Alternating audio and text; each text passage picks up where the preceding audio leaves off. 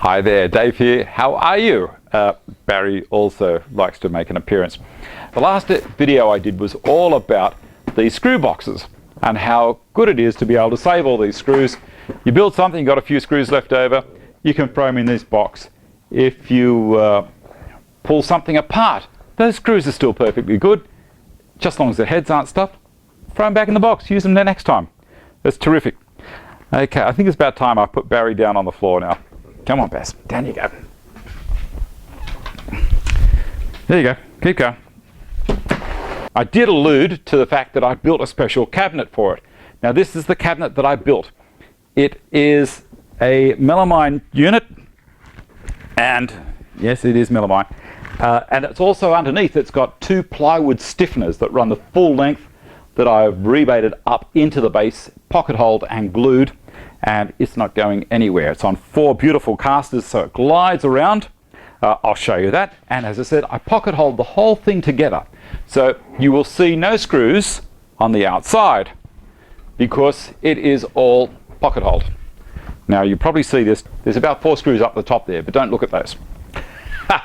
So this is the back of the unit, and not one screw through it. All of the screws are pocket holed through the sides and through the shelves, and that is that. Now it's a very handy, very, very handy unit.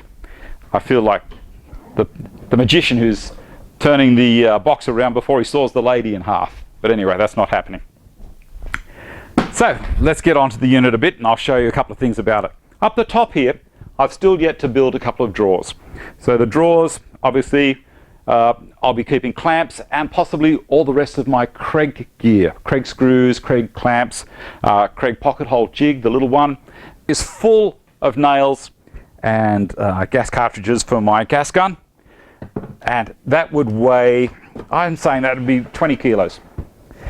You notice when I slid it back in there that it stopped. It didn't go all the way through. So this one as well, it stops. They all stop. Now they are much narrower than the unit is. So I put stops, I screwed stops to each shelf for each box. All the same distance, so it all looks good from the front.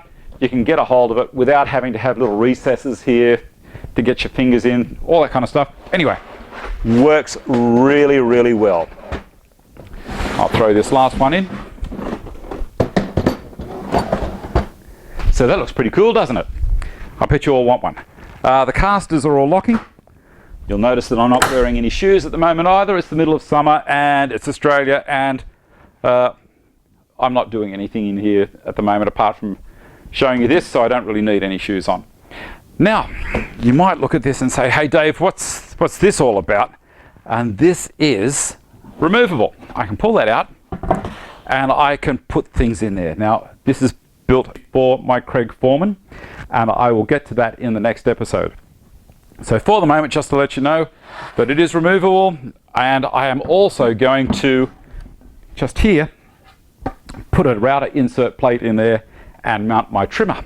Leave that like it is with the trimmer plate there, and that's still fine. It's a beautiful big bench. Or put the trimmer in, I'll make up some kind of a fence, and again, we'll cover that further down the track when I get to it. What else have I got here? I'll show you the pocket hole screws. Under here, I'll show you a screw there, and also just in the side here, I'll show you the screw there as well. So you can see that it is pocket holed together, and it's working so well. Glued and pocket holed, no penetrations to the outside.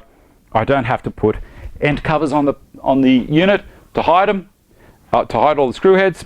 I'll show you underneath the gussets, or sorry, the stiffeners that are running underneath, and they do so much work. And also I'll show you the wheel location. Now those stiffeners, there's an interesting thing. If you're going to make one of these for yourself, the stiffeners have to be far enough back for the caster to do a full 360 degrees rotation. That's its orbit, not turning around. It's rotation around the pinion, or the pin. So that was a little interesting thing. And I've got 2 of them towards the front, not at the rear, because this whole back panel on this unit is 16mm thick, 5/8 of an inch to you guys in America, and it's a massive brace unit across the back. It is not going to sag. So extremely strong. Now the thing that I use this for mostly, this is my outfeed table for my outfeed table. So if I'm cutting an 8 foot by 4 foot sheet, 2.4 by 1.2 meters, this guy here can roll around to the back of my table saw and I can push a whole sheet of plywood through. It's that good. Now the other thing is, just over here is my router table, and I can slide this guy up to there. If I'm using my router table here, obviously I'll have the fence and everything on. I can push timber through, and if it's too long, it'll keep on going over the top of this and gives me good support. It gives me about an equal amount of support that I've got there to that side. So very, very handy little unit. And as I said, I'll wheel it around the other end, and how easy it is to wheel. And there it is.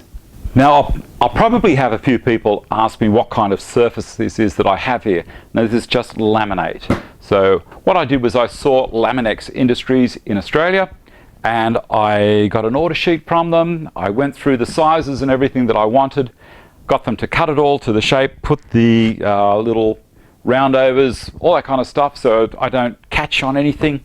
And that was that. Now I did cut the rest of it to shape myself, but the important thing is, if you're going to get this stuff, so put a complete surface on the top, laminate on the top, and also put a white laminate on the underside.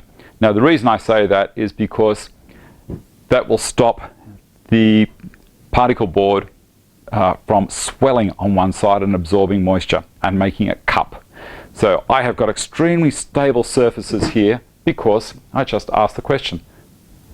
Surface both faces. And away they go. Wasn't any extra. Okay, tip from Dave. Make yourself a dirty big unit like this. Solid as. It took Barry's weight. You saw how good it is. Okay. And you've got this beautiful mobile bench in your workshop, and all of your screws are looked after. And you can concentrate on making things. Not that I do. Well, I do. I make these things. Thanks for watching. Make sure you come back soon, and I will show you the Craig Foreman, how it goes in here and in action. That's one to wait for. See you later.